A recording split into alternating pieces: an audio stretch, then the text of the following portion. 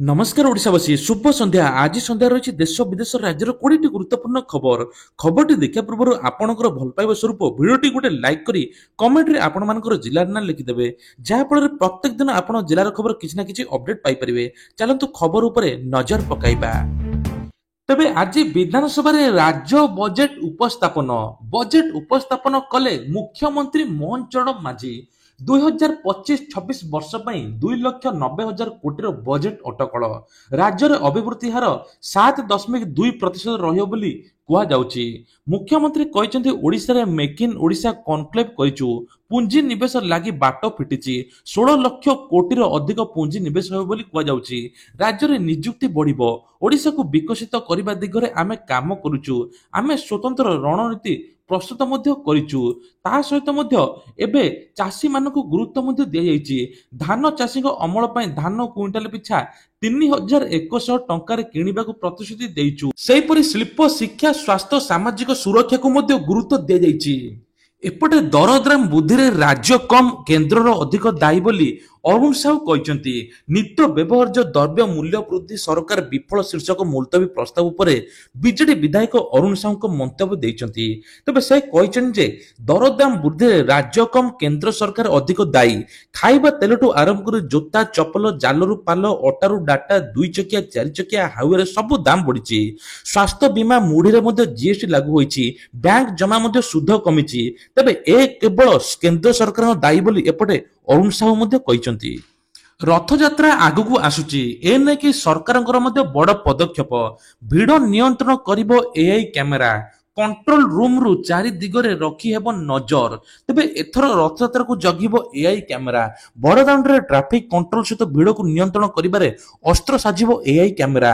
ସନ୍ଦିଗ୍ଧକୁ ଚିହ୍ନଟ କରିବା ହେବ ସହଜ, ଲୋକଙ୍କୁ ମିଳିବ ହାଇ ସିକ୍ୟୁରିଟି। କଣ୍ଟ୍ରୋଲ ରୁମରୁ ଚାରି ଦିଗରେ ରଖିବ କଡ଼ା ନଜର। ସହରର ପ୍ରମୁଖ ସ୍ଥାନ, ଗଳି କନ୍ଦି ଅନ୍ୟାନ୍ୟ ସ୍ଥାନ ଗୁଡ଼ିକୁ ଗୁରୁତ୍ୱ ଦିଆଯିବ। ସେଥିପାଇଁ ପୁରୀ ପୋଲିସ ପକ୍ଷରୁ ସମସ୍ତ ପ୍ରକାର ବ୍ୟାପକ ବ୍ୟବସ୍ଥା ମଧ୍ୟ କରାଯାଇଛି। ଏନେଇ ପୁରୀ ଏସପି ବିନୀତ ଅଗ୍ରୱାଲ ସୂଚନା ମଧ୍ୟ ଦେଇଛନ୍ତି। ଚଳିତ ବର୍ଷ ଜୁନ 27 ତାରିଖରେ ହେବାକୁ ଯାଉଛି ବିଶ୍ୱ ପ୍ରସିଦ୍ଧ ରଥଯାତ୍ରା। ସେଥିଲାଗି ଭକ୍ତଗଣ ଏବେଠୁ ଉତ୍ସାହିତ ହୋଇ ଅଛନ୍ତି। ସବୁ ବର୍ଷ ଭଳି ଏ ବର୍ଷ ମଧ୍ୟ ଲକ୍ଷ ଲକ୍ଷ ଭକ୍ତ ଆସିବେ, ବିଦେଶରୁ ମଧ୍ୟ ଧାଇଁ ଆସିବେ। ଏ ଉପରେ ମଧ୍ୟ ପ୍ରଶାସନ ଗୋଟେ ବୈଠକ ମଧ୍ୟ କରିଛି। ତେବେ ଆସନ୍ତା କାଲିଠୁ ଯୁକ୍ତ 2 ବୋର୍ଡ ପରୀକ୍ଷା 3,93,618 ଜଣ ଛାତ୍ରଛାତ୍ରୀ ପରୀକ୍ଷା ଦେବେ। ତେବେ ଏ ନେଇକି ମଧ୍ୟ କଳାରେ 2,47,391, ବିଜ୍ଞାନରେ 1,14,400 ଅଛି, ବାଣିଜ୍ୟରେ 25,526, ଧନ୍ଦାମୂଳକ ବିଷୟରେ 5,721 ଛାତ୍ରଛାତ୍ରୀ ପରୀକ୍ଷା ଦେବେ। ଏଥିପାଇଁ 205 ହବରେ ମହଜୁଦ ରହିଛି ପ୍ରଶ୍ନପତ୍ର। ସକାଳ 8:30ରୁ ହବ୍ର ପ୍ରଶ୍ନପତ୍ର ବାହାରି ସେଣ୍ଟରରେ ପହଞ୍ଚିବ। 9:30 ସୁଦ୍ଧା ଛାତ୍ରଛାତ୍ରୀ ପରୀକ୍ଷା ସେଣ୍ଟରରେ ପହଞ୍ଚିବେ। ସକାଳ 10ଟାରୁ ଦିନ 1ଟା ଯାଏଁ ପରୀକ୍ଷା ଚାଲିବ ବୋଲି ସୂଚନା ମିଳିଛି। ତେବେ ଆପାର୍ଟମେଣ୍ଟ ପାଇଁ ଆସିବ ନୂଆ ନିୟମ, ଖୁବ୍ ଶୀଘ୍ର ଆସିବ ବଡ଼ ଖବର। ଦୂର ହେବ ଆପାର୍ଟମେଣ୍ଟ ପାର୍ଟ ପ୍ଲଟ ଦୁଃଖ। 5,000 ବର୍ଗଫୁଟ ପର୍ଯ୍ୟନ୍ତ ପାର୍ଟ ପ୍ଲଟ ହେବ କଟକଣା ମୁକ୍ତ। ଏହି ଜମି କିଣା ବିକାରେ ଲାଗିବନି ରୋକ। ସାଧାରଣ ଲୋକଙ୍କ ଦୁଃଖ ବୁଝି ଏଭଳି ପଦକ୍ଷେପ ନେବାକୁ ଅଣ୍ଟା ଭିଡ଼ିଛନ୍ତି ରାଜ୍ୟ ସରକାର। ରାଜସ୍ୱ ମନ୍ତ୍ରୀ ସୁରେଶ ପୂଜାରୀଙ୍କ ସୂଚନା ଅନୁସାରେ ରାଜ୍ୟ ସରକାର ଏ ଦିଗରେ ସକାରାତ୍ମକ ଚିନ୍ତା କରିଛନ୍ତି। ଚିନ୍ତା ଏବେ ଚିଠା ନିୟମ ଅନୁଯାୟୀ ପ୍ରସ୍ତୁତ ମଧ୍ୟ ହୋଇଛି। ଆଇନ ବିଭାଗ ଆଡଭୋକେଟ ଜେନେରାଲଙ୍କ ଠାରୁ ସବୁଜ ସଂକେତ ମିଳିଛି। ପ୍ରଥମ ପର୍ଯ୍ୟାୟରେ 5,000 ବର୍ଗଫୁଟ ପର୍ଯ୍ୟନ୍ତ ପାର୍ଟ ପ୍ଲଟ ବିକ୍ରି କରିହେବ ବୋଲି କୁହାଯାଉଛି। ଏହା ଉପରେ କିଛି କଟକଣା ରହିବନି ବୋଲି ସୂଚନା ମିଳୁଛି।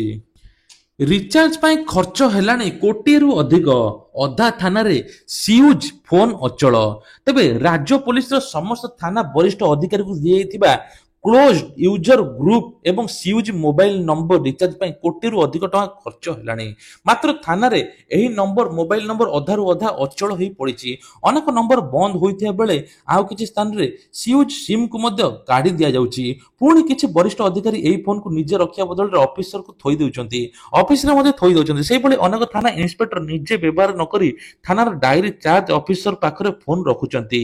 ଫଳରେ ଯେଉଁ ଭଲ ଉଦ୍ଦେଶ୍ୟ ନେଇ ଯୋଜନା ସରକାରୀ କାର୍ଯ୍ୟକାରୀ କରିଥିଲେ ଏହା ବିଫଳ ହୋଇଛି। ଜରୁରୀକାଳୀନ ସ୍ଥିତିରେ ସାଧାରଣ ଲୋକ ସେ ନମ୍ବର ଜରିଆରେ ଥାନା ଅଧିକାରୀଙ୍କ ସହ ଯୋଗାଯୋଗ ମଧ୍ୟ କରିପାରୁନାହାନ୍ତି। ତେଣୁ ଏ ନେଇକି ମଧ୍ୟ ସରକାର ପଦକ୍ଷେପ ମଧ୍ୟ ଦରକାର ବୋଲି କୁହାଯାଉଛି। ସୁଭଦ୍ରା ଯୋଜନା ଏବେ କେଉଁମାନେ ପାଇବେ ଏ ନେଇକି ଉପମୁଖ୍ୟମନ୍ତ୍ରୀ ଆଉ ଗୋଟେ ବଡ଼ ସୂଚନା ମଧ୍ୟ ଦେଲେ। କହିଲେ ସୁଭଦ୍ରା ଯୋଜନା ଟଙ୍କା ଏବେ ପାଇଁ କିଛି ନିୟମ ଲାଗୁ ହେଲା। କୁହାଯାଉଛି ଯେ ଯେଉଁମାନଙ୍କର ଏଥର ଜାଗା ଅଛି ଜମି ପଟ୍ଟା ଅଛି ସେମାନଙ୍କୁ ସୁଭଦ୍ରା ଟଙ୍କା ମିଳିବ ନାହିଁ। ଏଥର ସବୁ କ୍ରାଇଟେରିଆ ଲୋକ ପାଇପାରିବେ ନାହିଁ। ଯେଉଁମାନେ ପ୍ରକୃତିରେ ଯୋଗ୍ୟ ହିତାଧିକାରୀ ତାଙ୍କୁ ସୁଭଦ୍ରା ଟଙ୍କା ମିଳିବ। ମାର୍ଚ୍ଚ 8 ତାରିଖରେ ଦ୍ୱିତୀୟ କିସ୍ତି ଆସିବ। ଏଥିରେ ମଧ୍ୟ ଉପକୃତ ହେବେ। କୋଟି କୋଟି ଲୋକଙ୍କୁ ଏଥର ସୁଭଦ୍ରା ଟଙ୍କା ମିଳିବ। ଯାହାଫଳରେ ଏଥର ଫେବୃଆରୀ 23 ସୁଦ୍ଧା ତଦନ୍ତ ସାରିବାକୁ ନିର୍ଦ୍ଦେଶ ଦେଇଛନ୍ତି ଉପମୁଖ୍ୟମନ୍ତ୍ରୀ। କହିଛନ୍ତି ଯେ ସମସ୍ତଙ୍କର ଏନପିସିଆଇ କ୍ଲିୟର ହେବ ଏବଂ ତା ସହିତ ମଧ୍ୟ ବାୟୋମେଟ୍ରିକ କ୍ଲିୟର ହେବ, ଡିବିଟି ଲିଙ୍କ ହେବ। ଯାହାଫଳରେ ଯେଉଁମାନେ ବାଦ ପଡ଼ିଛନ୍ତି ସେମାନେ ମଧ୍ୟ ସୁଭଦ୍ରା ଟଙ୍କା ପାଇବେ।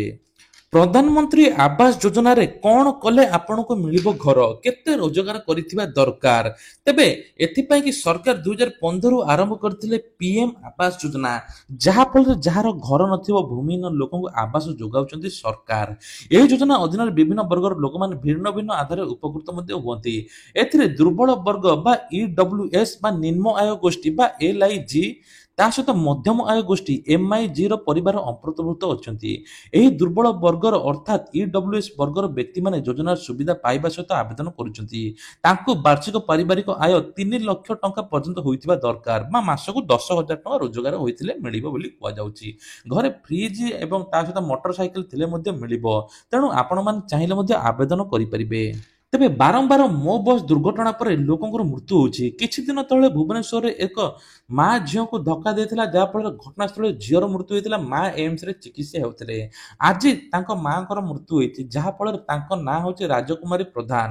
ଏମ୍ସରେ ଚିକିତ୍ସାଧୀନ ଅବସ୍ଥାରେ ମୃତ୍ୟୁବରଣ କରିଛନ୍ତି। ଝିଅ ନନ୍ଦିନୀ ପ୍ରଧାନ। ଘଟଣାସ୍ଥଳରେ ତାଙ୍କର ମୃତ୍ୟୁ ହୋଇଥିଲା। ତେବେ ଗୋଟିଏ ପରିବାର ଉଜାଡ଼ି ଦେଇଛି ମୋ ବସ୍।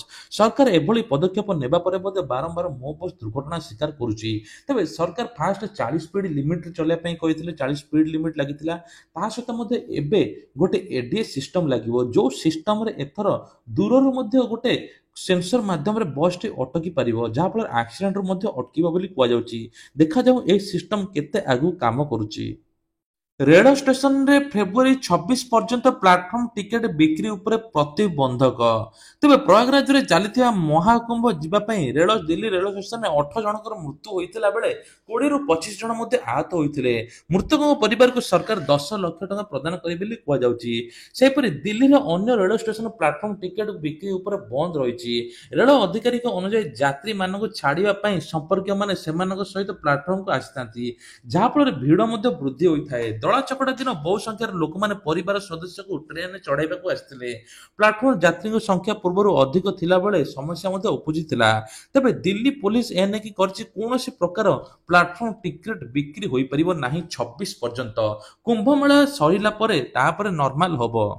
ତେବେ ଆଉ ହନ୍ତସନ୍ତ ହେବେନି କୃଷକ ବନ୍ଧୁ। ପ୍ରତ୍ୟେକ ବ୍ଲକରେ ନିର୍ମାଣ ହେବ ଶୀତଳ ଭଣ୍ଡାର, ଯେଉଁଥିରେ ମଣ୍ଡି ବ୍ୟବସ୍ଥା ନାହିଁ ସେଠାରେ ମଣ୍ଡି ସୁବିଧା କରାଯିବ। ଚାଷୀଙ୍କୁ ପ୍ରଡକ୍ଟ ନଷ୍ଟ ହେବ ନାହିଁ। ଚାଷୀଙ୍କ ଉତ୍ପାଦନର ଠିକ୍ ମୂଲ୍ୟ ମିଳିବ ବୋଲି ସୂଚନା ମଧ୍ୟ ମିଳିଛି। ଏନେଇ ଖାଦ୍ୟ ଯୋଗାଣ ଖାଉଟି କଲ୍ୟାଣ ମନ୍ତ୍ରୀ କୃଷ୍ଣଚନ୍ଦ୍ର ପାତ୍ର ସୂଚନା ଦେଇଛନ୍ତି। ସାବଧାନ, ଅନଲାଇନ ଟ୍ରେଡିଂ ଜରିଆରେ ହେଉଛି ବଡ଼ ଧରଣର ଠକେଇ। କମ୍ ସମୟରେ ଅଧିକ ଟଙ୍କା ରୋଜଗାର କରିବା ନିଶା ସମସ୍ତଙ୍କ ମୁଣ୍ଡରେ ବସିଛି।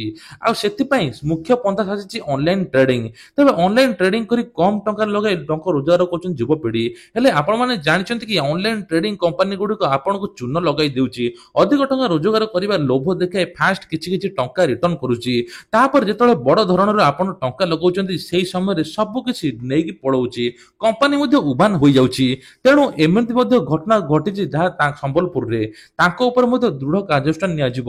ସମ୍ବଲପୁରରେ ମଧ୍ୟ କିଛି ଲୋକ ଅଧିକ ଟଙ୍କା ଲଗାଇବା ଚକ୍କରରେ ନିଜର ଟଙ୍କା ମଧ୍ୟ ହରାଇଛନ୍ତି। ନିଜର ଜମି ବିକି ମଧ୍ୟ ଟଙ୍କା ଲଗାଇଥିଲେ, କିନ୍ତୁ ଘରୋଇ ସଂସ୍ଥା ଆଉ ନାହିଁ। ତେବେ ଆପଣମାନେ ଜାଣିଥିବେ ଆଜି ଦିଲ୍ଲୀରେ ଭୂମିକମ୍ପ ଏବଂ ଜଗନ୍ନାଥ ଧାମ ପୁରୀରେ ମଧ୍ୟ ଭୂମିକମ୍ପ ଝଟକା ହୋଇଥିଲା। ତେବେ ଗଭୀର ନିଦ୍ରାରେ ଶୋଇଥିବା ଲୋକମାନେ ଭୂମିକମ୍ପର ପ୍ରବଳ କମ୍ପନ ଅନୁଭୂତ କରିଥିଲେ। ଦିଲ୍ଲୀ, ନୋଏଡା, ଗାଜିଆବାଦ ଏବଂ ସମଗ୍ର ଏନସିଆରରେ ଘଟିଥିବା ଏହି ଭୂମିକମ୍ପ ବହୁତ ଶକ୍ତିଶାଳୀ ଥିଲା। ଓଡ଼ିଶାର ମଧ୍ୟ ଭୂମିକମ୍ପ ଝଟକା ହୋଇଥିଲା। ଦିଲ୍ଲୀ ଏନସିଆର କିଛି ସେକେଣ୍ଡ ପାଇଁ ପୃଥିବୀ ଥରିବା ଆରମ୍ଭ କରିଥିଲା। ଏପରିକି ଆପାର୍ଟମେଣ୍ଟ ଗୁଡ଼ିକ ପତ୍ର ଦୋହଲୁଥିବାର ମଧ୍ୟ ଦେଖିବାକୁ ମିଳିଥିଲା। ତେବେ ସୋମବାର ଦିନ ସକାଳ 5ଟା 36 ବା ଆଜି ଦିଲ୍ଲୀରେ ଚାରି ତୀବ୍ରତାରେ ଭୂମିକମ୍ପ ହୋଇଥିଲା। ସେଭଳି ମଧ୍ୟ ପୁରୀରେ କିଛି ବାସିନ୍ଦା ମଧ୍ୟ କହିଛନ୍ତି ଭୂମିକମ୍ପର ଝଟକା ପାଇଛନ୍ତି, ଯାହାର ତୀବ୍ରତା 4.7 ଥିଲା। ସବୁ ଜିଲ୍ଲାରେ ଡେ କେୟାର ସେଣ୍ଟର ଏବଂ କେମୋଥେରାପି ବ୍ୟବସ୍ଥା ହେବ। ଡାକ୍ତରଙ୍କ ନିଯୁକ୍ତି ନେଇ ସ୍ୱାସ୍ଥ୍ୟ ମନ୍ତ୍ରୀଙ୍କର ବଡ଼ ସୂଚନା। ଏନେକି ଗୃହରେ ଉତ୍ତର ରଖିଛନ୍ତି ସ୍ୱାସ୍ଥ୍ୟ ମନ୍ତ୍ରୀ ମୁକେଶ ମହାଲିଙ୍ଗ। ଏହା ସହିତ କେମୋଥେରାପି ବ୍ୟବସ୍ଥା ମଧ୍ୟ କରାଯିବ। ଚଳିତ ବର୍ଷ ଖାଲି ପଡ଼ିଥିବା 5,248 MBBS ଡାକ୍ତର ପଦବୀ ପୂରଣ ନିମନ୍ତେ ଲୋକସେବା ଆୟୋଗକୁ ଅନୁରୋଧ କରାଯାଇଛି। ଠିକ୍ ସେହିପରି 126ଟି ଦନ୍ତ ଚିକିତ୍ସକ ନିଯୁକ୍ତି ଦେବା ପାଇଁ ଆୟୋଗକୁ ସୁପାରିଶ କରାଯାଇଛି। ଏନେଇ ଆଜି ବିଧାନସଭା ସୂଚନା ଦେଇଛି ସ୍ୱାସ୍ଥ୍ୟ ମନ୍ତ୍ରୀ ମୁକେଶ ମହାଲିଙ୍ଗ। ତେବେ ସବୁ ଜିଲ୍ଲା ହସ୍ପିଟାଲରେ ଡେ କେୟାର ସେଣ୍ଟର କେମୋଥେରାପି ବ୍ୟବସ୍ଥା କରାଯିବ। ସାଟେଲାଇଟ ସେଣ୍ଟର ଉଦ୍ଦେଶ୍ୟ ହେଉଛି ଯେ ପୁରୁଣା ଭିତ୍ତିଭୂମି ଅଛି ତାହା ବ୍ୟବହାର କରିବା ଏବଂ ପ୍ରାଥମିକ ସ୍ୱାସ୍ଥ୍ୟ ସେବା ଯୋଗାଇବା।